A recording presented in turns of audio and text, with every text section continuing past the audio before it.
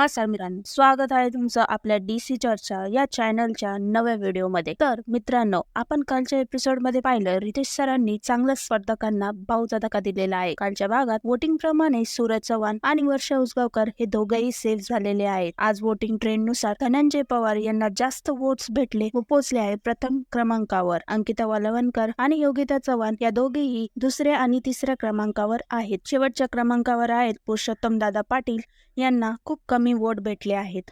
सगळ्यात कमी वोट भेटल्यामुळे पुरुषोत्तम दादा खूप नाराज झालेले आहेत। पण दरवर्षी जसं आपण हिंदी आणि मराठीच्या बिग बॉसच्या मागच्या सीझन मध्ये पाहिलं की पहिल्या आठवड्यात शक्यतो कोणालाच बाहेर काढत नाही, पण या वर्षी जर कार्यक्रमाचा फॉर्मॅट चेंज झाला तर खरंच भाऊचा धक्का या चौघांपैकी कोणालाही भेटू शकतो। तोच म्हणजे पुरुषोत्तम दादा हे डेंजर झोन मध्ये जाऊ शकतात व घराबाहेरही जातील।